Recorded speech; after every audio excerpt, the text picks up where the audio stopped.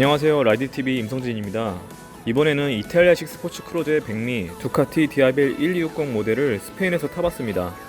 한눈에 봐도 믿음직한 외모를 갖춘 디아벨 1260. 누가 봐도 인정할 만한 순수한 머슬 크루저만의 박력. 그렇지만 그 안에는 몬스터와 같은 호쾌한 운동 성능을 품고 있다면 믿으시겠습니까? 이탈리아어로 악마를 뜻하는 이탈리안 고성능 크루저 디아벨이 의미 있는 변화를 가지고 돌아왔습니다. 이번 국제 미디어 테스트를 통해서 처음 스페인에서 만난 디아벨 160S 모델은 이미 프레스 이미지를 통해서 봤듯이 존재감이 상당했습니다. 확실히 전반적인 캐릭터 라인을 정돈해서 완성도가 대폭 높아져 보였고, 몬스터 1200의 스포티한 라인도 많이 답습해서 거대한 덩치인데도 불구하고 매끈하게 빠진 몸매를 만들어서 한눈에 시선을 빼앗았습니다. 이번 시승회는 언제나처럼 하루 종일 일정으로 진행됐는데요. 태풍이 겹치는 바람에 오전에는 마른 노면을, 오후에는 젖은 노면을 두루두루 경험할 수 있는 기회가 됐습니다. 1단부터 느껴지는 부드러운 감각은 클러치를 스르륵 붙일 때부터 두카티의 따뜻한 배려심을 가늠할 수 있었습니다. 고출력, 동시에 초대형 사이즈의 트윈 엔진을 이렇게 부드럽게 다룰 수 있도록 만들었다는 게 신기할 정도였습니다. 두카티 퀵시프터가 1단, 2단, 3단을 넣을 때마다 클러치 워크조차 없이 간편하고 스무스하게 가속력을 폭발시킬 수 있게 했습니다. 더 길어진 휠베이스로 직진 가속 시 안정감은 충분하고 또 충분합니다. 강한 브레이킹에도 끄떡이 없었는데요.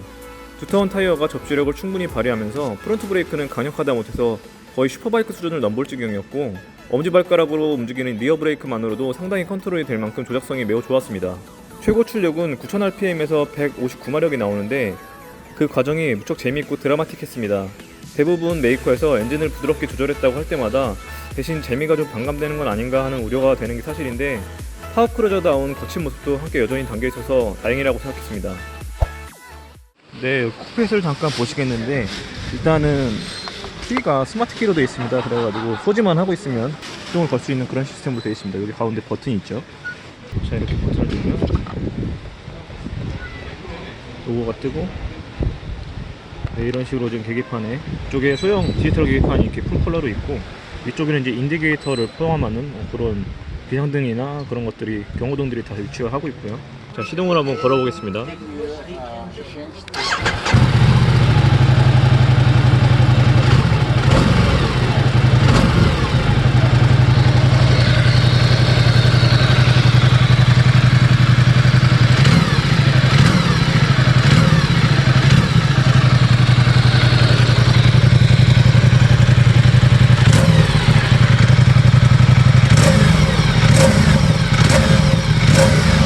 네, 역시 배기량이 크고 또 LTN 엔진만의 고동감을 잘 들려주고 있는데, 한편으로는 이제 스포티한 엔진 캐릭터 때문에 약간 더 경쾌한 그런 고동감이라고 표현할 수 있을 것 같습니다. 그냥 단순히 이제 대부분 크루저들이 생각하는 그런 묵직한 롱스트로크 엔진이 아니기 때문에 여러 가지로 스포티한 그런 캐릭터가 잘 묻어나는 그런 감성적인 배기음이라고 할 수가 있겠고요.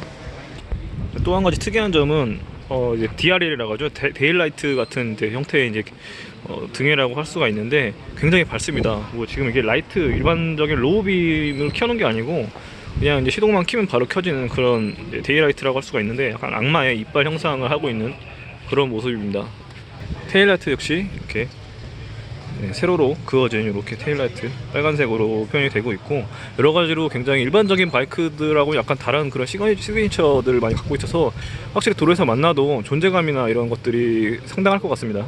자, 일단 시트를 보면 우리나라 사람들이 굉장히 좋아할 만한 그런 낮은 수치를 가지고 있는데요, 한 780mm 정도로 알고 있는데, 한번 직접 앉아보겠습니다. 자, 이렇게 바이크를 지금 스탠드를 걷고 이제 세울 건데요, 이렇게 세우고 이제 좌우로 흔들어 봤을 경우에 무게감이 딱 느껴지는데, 바이크를 처음 테스트할 때 가장 먼저 느껴지는 그런 부분들이 이제 무게중심이 얼마나 잘 맞춰져 있느냐, 그리고 전반적인 무게감이 얼마나 되느냐 하는 부분들이 중요하거든요. 그리고 어차피 멈추지 않고 타는 레이스가 아니기 때문에 그런 부분들도 확실히 중요하다고 할 수가 있습니다. 더욱이 이제 주로 이런 바이크들은 유럽인이나 서양인 체구에 맞춰서 나오기 때문에 동양인 체구에는 약간 조금 맞지 않는 포지션이 나올 수도 있거든요. 그런 부분들이 확실히 다릅니다. 그래서 가장 먼저 체크를 중요하게 해보는데, 일단 이 바이크는 시트고가 굉장히 낮은 게 너무 고맙네요. 두카티 바이크들이 대부분 스포츠라서 시트고가 낮은 모델이 잘 없거든요. 그랬는데 제가 키가 173인데 양발이 완전히 바닥에 닿습니다. 그래서 전혀 부담이 없고, 아까 전에 이제 테스트 라이딩을 하다가도 중간에 유턴을 좁은 공간에서 하는 경우가 있었는데 굉장히 부담이 적었습니다. 여러 가지로 참 좋은 점인 것 같고, 스텝 포지션은 기본적으로 미드 스텝 그러니까 일반적인 네이키드 바이크보다는 약간 앞에 있지만 크루저라고 하기에는 굉장히 공격적인 그런 자세가 연출이 되는 포지션을 가지고 있고, 핸들바 같은 경우는 지금 보시다시피 거의 와이드 형식으로 이렇게 뻗어 있죠. 핸들을 여기서 뻗어보면, 손을 뻗어보면은 약간은 먼 느낌이 들긴 듭니다. 사실 동양인 체구 같은 경우는 이게 약간 편하게 이렇게 탈 수는 없어요. 제가 만약에 지금 편하게 손을 뻗었다가만 이 정도의 위치가 올 텐데, 이 정도는 앞으로 더 가야지 되는 그런 공격적인 자세가 약간 유지가 되고요. 이런 점들은 이제 가속력이 강한 바이크들이 보통 약간 이런 공격적인 상체 포지션을 갖고 있죠. 그런 부분 생각하면은 확실히 이 바이크 파워가 160마력 정도가 되거든요. 토크도 굉장히 셉니다. 그래서 여러 가지로 봤을 때 이 정도 공격적인 포지션은 막상 가만히 서 있으면 약간 불편할 수 있지만, 막상 가속을 시작하면 불편하게 느껴지지 않는 그 정도라고 생각을 할 수가 있겠습니다. 스포티하긴 하지만 그래도 몬스터 같은 전문적인 스포츠 바이크에 비할 바는 아니고 그 정도로 불편하지는 않습니다. 그래서 약간 바이크가 좀 비대해 보이긴 하지만 여러 가지로 편안하게도 탈 수 있는 그런 모델이라고 할 수가 있겠습니다. 자, 이제 가장 중요한 엔진을 얘기를 해보면 엘트윈 엔진이고 테스트 스트레타 드비티 엔진을 사용을 하고 있는데, 정확한 배기량은 1260mcc입니다. 이름은 이제 1260이라고 되어 있지만, 그래서 굉장히 어떤 전반적으로 더 사용자 친화적으로 바뀐 그런 업그레이드된 엔진이라고 할 수가 있습니다. 기존에는 약간 어떤 슈퍼바이크 엔진을 디튠하다 보니까 전반적으로 공격적인 성향이나 약간 중고속회전 위주의 그런 파워가 나오는 성향이 좀 남아 있었는데, 디튠을 하더라도 완전히 지울 수는 없었죠. 그런데 이 엔진 같은 경우는 전반적으로 굉장히 도로 친화적으로 많이 바뀐 그런 엔진이라고 할 수가 있겠습니다.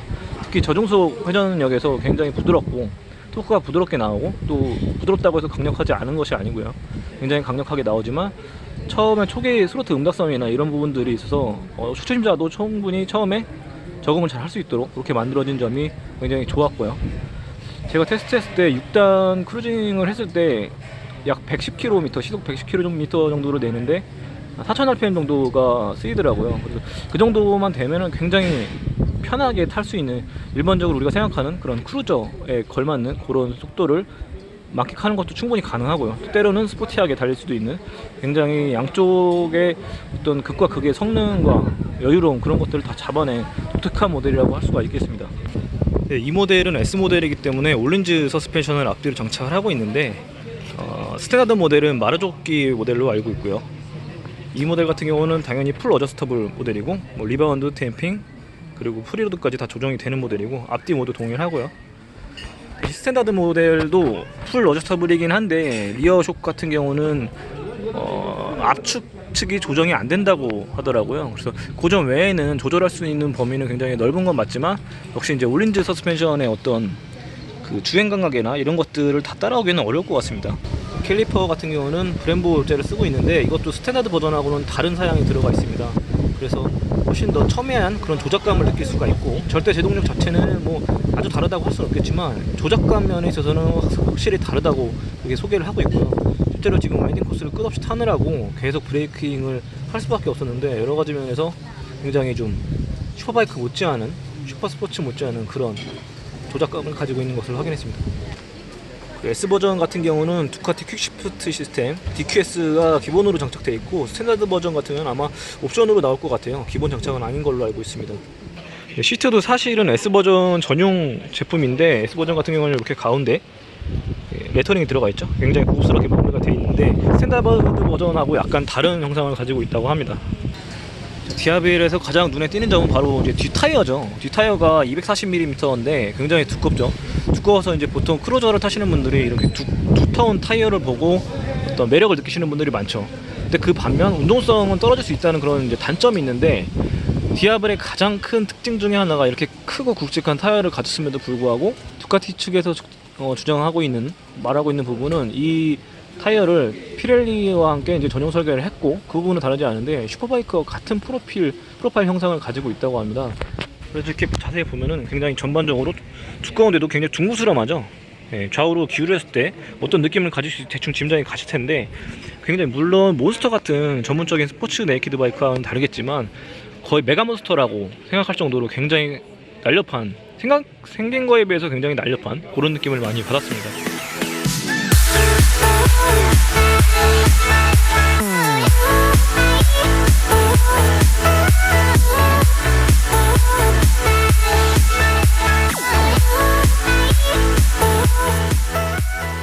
디아벨은 의외로 청바지에다가 가죽 자켓 한 벌 정도 가볍게 입어도 잘 매치가 되는 아주 섹시한 크루저입니다.